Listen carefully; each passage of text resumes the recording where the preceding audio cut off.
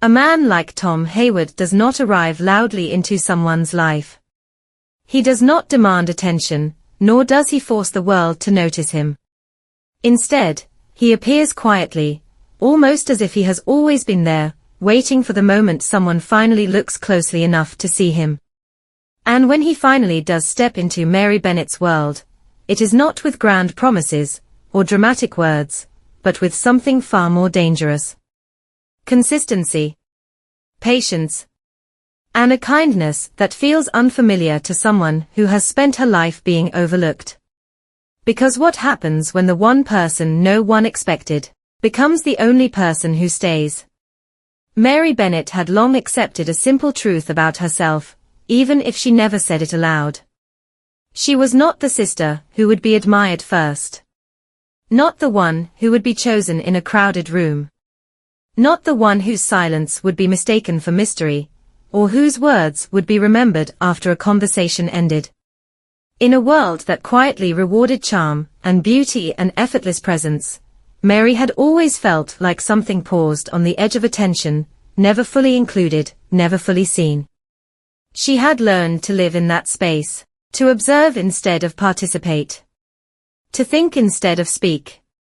And over time, she built an entire world within herself, where she did not need to be chosen in order to exist meaningfully. Books became her refuge, logic became her shield, and silence became her language. But what she never learned, what no one ever taught her, was how it feels when someone refuses to treat you as invisible. Tom Hayward noticed her in the way that made no sense at first, not in a dramatic, sweeping moment like the stories Mary had read in Pride and Prejudice, where attention always seemed to fall on the most radiant person in the room. No. His attention was different. It did not land on her like a spotlight. It settled beside her like something patient, something that had time. At first, Mary did not trust it. People did not usually look at her for long unless they were correcting her, or politely moving past her, or forgetting her mid-sentence. So when Tom Hayward began to stay present in her conversations, when he did not interrupt her thoughts or rush to fill her silences, it created something unfamiliar inside her. Not comfort. Not yet. Something closer to confusion. Because kindness, when you are not used to receiving it, often feels like a mistake. He did not speak to her as though she needed fixing. He did not treat her silence as emptiness. Instead, he listened as if there was something already complete in her words, even when they were few. And when she did speak, carefully, cautiously, as though each sentence had to earn its place, he did not rush to respond. He gave her space, as if her thoughts deserved air before being answered. Mary did not know what to do with that kind of attention. It did not demand anything from her, yet it unsettled everything she believed about herself. Because if someone like Tom could see her without effort, then what had everyone else been missing all along? Still, she resisted it. Not loudly. Mary never resisted anything loudly. It was more subtle than that. She would shorten her answers. Turn away slightly. Return to her books a little faster than necessary. It was not rejection, it was caution, the kind built from years of being overlooked so often that attention itself began to feel suspicious. But Tom did not retreat. That was the first sign that something was different about him. He did not chase her. He did not try to impress her. He simply remained present, like a steady rhythm she could not easily dismiss. And slowly, against her better judgment, Mary began to notice something else. He was not performing kindness. He was not offering it like a temporary gesture. It was simply how he moved through the world. And that unsettled her even more.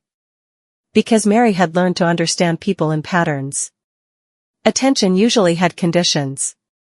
Praise usually had expectations. Interest usually faded once novelty wore off. But Tom Hayward did not behave like any of those patterns she knew. He remembered things she had said in passing, as if they mattered. He asked questions not to lead her somewhere, but to understand where she already was. And sometimes, when she thought no one was paying attention, she would catch him looking at her, not in judgment, not in evaluation, but in quiet recognition. As if she was not something to be decoded, but someone already understood.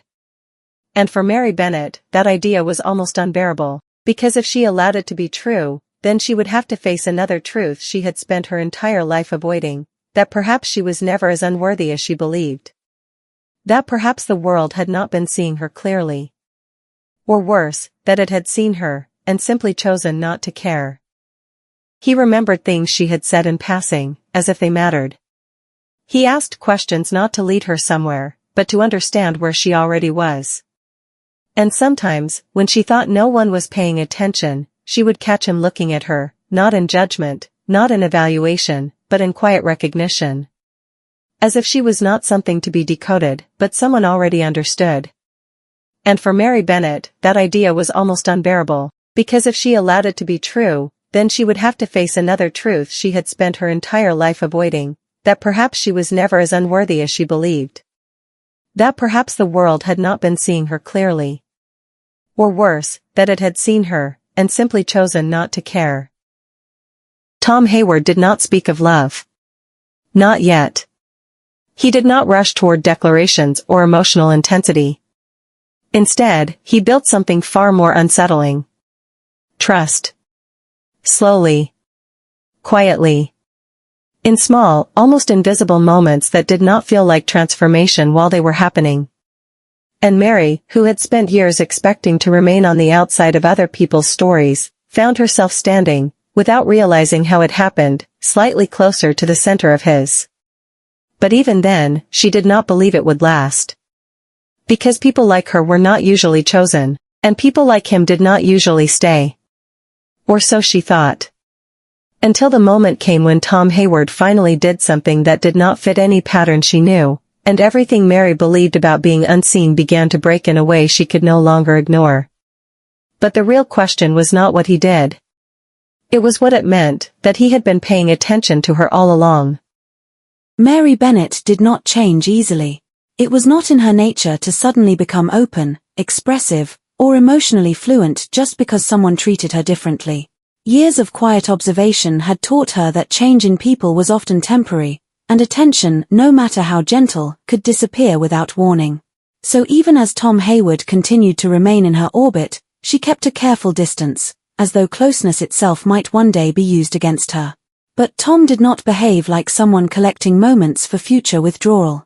He did not approach her kindness like a transaction. There was no hidden urgency in him, no silent expectation waiting behind his patience. Instead, there was something more disarming. He treated time with her as if it was not limited. And for Mary, that was unfamiliar in a way that almost felt unsettling. She began to notice the smallest details about him, not because she intended to, but because he made noticing unavoidable. The way he did not rush conversations.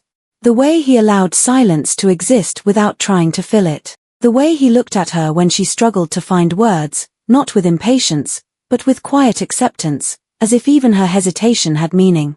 Mary had spent so long in rooms where she felt slightly out of place that she had learned to measure herself by the space she did not occupy. But with Tom, that measurement began to blur. He did not treat her as background. He did not treat her as an afterthought. And the more consistent he remained, the more unstable her understanding of herself became. Because if someone stayed without reason, then what reason had there been for everyone else to leave her unseen? She tried, in her own quiet way, to test him. Not out of cruelty, but out of necessity. She would withdraw slightly, expecting distance to form naturally, as it always had with others. She would respond minimally, expecting interest to fade. She would retreat into herself, expecting the familiar silence of being forgotten. But Tom did not forget her. Instead, he adjusted. Not by force. Not by insistence. But by understanding. If she stepped back, he did not follow aggressively. He simply remained near enough that she did not feel abandoned, but not so close that she felt trapped. It was a balance Mary had never experienced before, presence without pressure. And that, more than anything, frightened her. Because Mary Bennet understood emotional distance. She understood rejection. She understood invisibility. But she did not understand steady attention that did not demand repayment. There were moments when she almost resented it. Not because Tom did anything wrong, but because his existence disrupted something she had accepted as permanent truth. It is easier to live with a defined sadness than an undefined possibility. And Tom Hayward introduced possibility into a life that had long been structured around limitation. Still, she did not allow herself to lean into it. Instead, she observed him more closely. She began to listen not just to what he said, but how he said it. There was no performance in his words.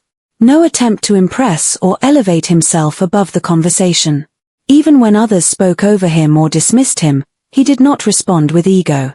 He simply remained grounded, as though his worth was not something that required external validation. Mary did not know what to make of a person who did not constantly seek to be seen. It was during one of these quiet interactions that something shifted again. They were speaking, not formally, not dramatically, just in the ordinary rhythm of shared space, and Mary found herself pausing mid-thought.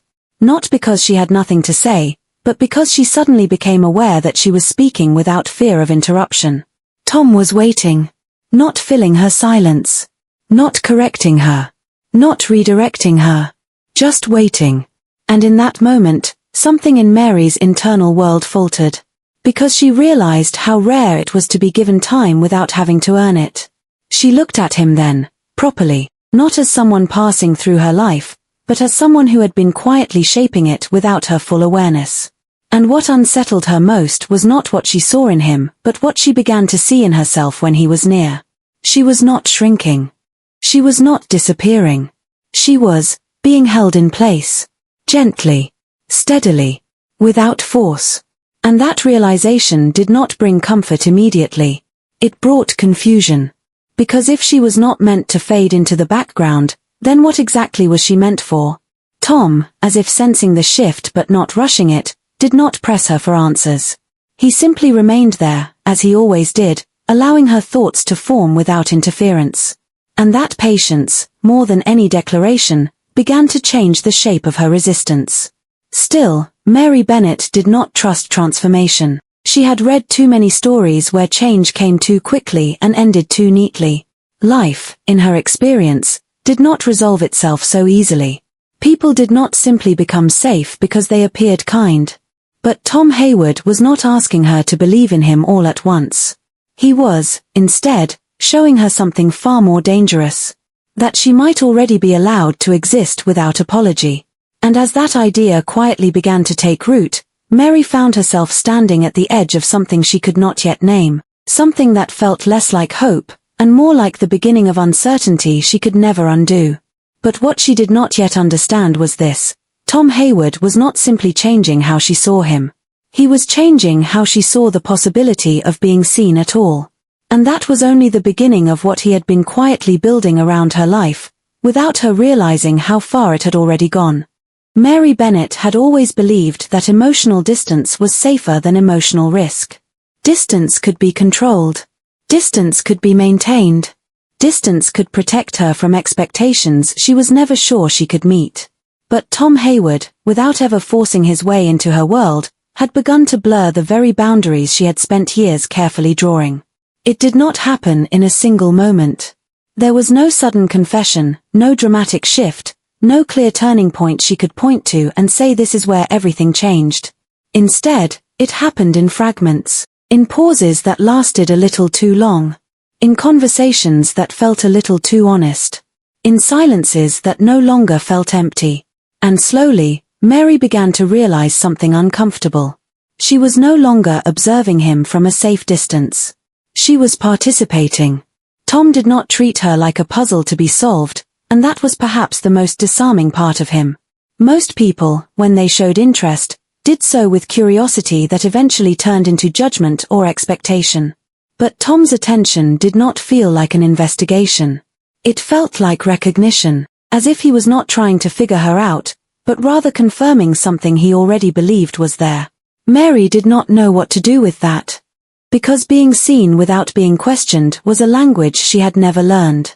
There were moments when she almost rejected it out of instinct. Not openly, not dramatically, but internally, by tightening her composure, by returning to her old habits of restraint. She would speak less, observe more, retreat into the safety of her own mind where nothing could be misunderstood. But Tom did not punish her withdrawal. He did not interpret it as rejection. He simply remained steady, like a presence that did not require constant participation to exist, and that steadiness began to do something she did not expect. It softened her fear. Not completely, not suddenly, but enough that she began to hesitate before pulling away. Mary Bennet had spent most of her life believing she was not the kind of person who inspired attention. She had accepted the role of the overlooked sister as something fixed, like a quiet fact of nature. But Tom Hayward treated her as if she existed outside of that definition entirely, as if she was not a background figure in someone else's story, but the center of a narrative she had never been told she was allowed to have. And that idea was more frightening than comforting. Because if she was not invisible by nature, then she had to confront the possibility that she had been made invisible by circumstance. By assumption. By the way others chose not to look closely enough.